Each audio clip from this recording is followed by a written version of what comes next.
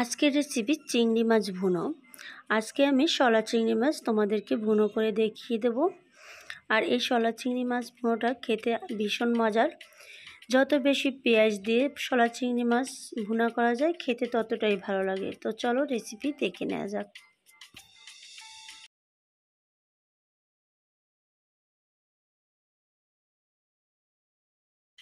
তো এখানে 1-1.5 কেজির মতো শলা চিংড়ি মাছ আছে। এভাবে আমি একটু কেটে নিচ্ছি, দেখতেই পাচ্ছ। পরিষ্কার করে ধুয়ে নিচ্ছি। আর শলা চিংড়ি মাছের যে একটু পা আছে সে বড় পাগুলো একটু নিয়ে নিচ্ছি।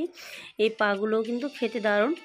তো এখান থেকে আমি অর্ধেক পরিমাণ মাছ একটু যেগুলো বড় সাইজের সেগুলো 2টা করে ভাগ করে নিচ্ছি, আর যেগুলো ছোট সেগুলো আস্ত নিয়ে এটাকে রান্না করব।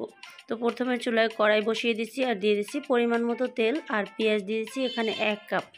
আমি পেঁয়াজটাকে একটু বেশি করে নিচ্ছি।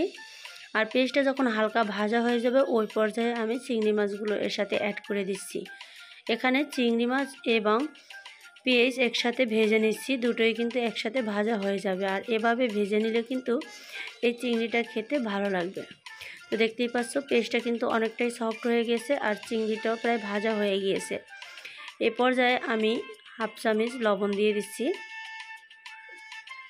লবণটা দিয়ে এর সাথে আমি ভালোভাবে মিক্স করে নিচ্ছি। আর 1 চামচ দিচ্ছি হলুদ গুঁড়ো। হলুদ গুঁড়ো দিয়েও আমি এর সাথে ভালোভাবে মিক্স করে নিচ্ছি।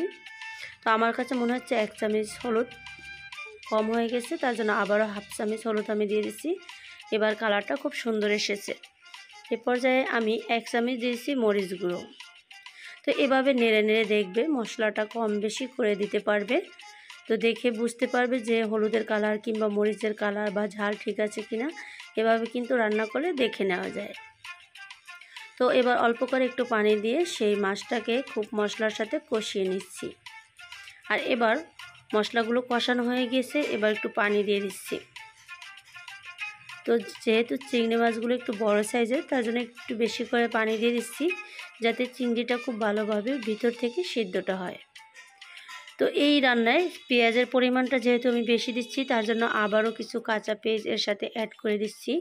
এতে করে এই কাঁচা পেঁয়াজটা খেতে আরও বেশি ভালো লাগবে।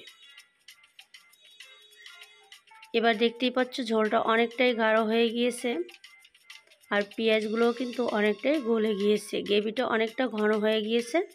এ পর্যায়ে কিছুটা ধনিয়া পাতা আমি দিয়ে দিচ্ছি। আর ধনিয়া পাতাটা দিয়ে 2-3 মিনিটের মতো আবারও আমি এটাকে রান্না করব। গ্রেভিটাকে আর একটু ঘন করে নেব। তো এই তো দেখতেই পাচ্ছ তেলটা ছেড়ে দিচ্ছে আর আমার রান্নাটা একেবারেই শেষ। এবার এটাকে চুলা থেকে আমি নামিয়ে নেব আর একটা পরিবেশন বাটিতে তুলে নিচ্ছি। আর তোমাদের দেখিয়ে দিচ্ছি এটা দেখতে কতটা সুন্দর হয়েছে, কতটা লোভনীয় হয়েছে। অনেকেই আছো যে একটা চিংড়ি মাছ বা একটু হালকা ঝোল হলেই 1 প্লেট ভাত অনায়াসে খেতে পারো, তাদের জন্য আজকের রেসিপি। তো আজ বিদায় নিচ্ছি, আল্লাহ হাফেজ।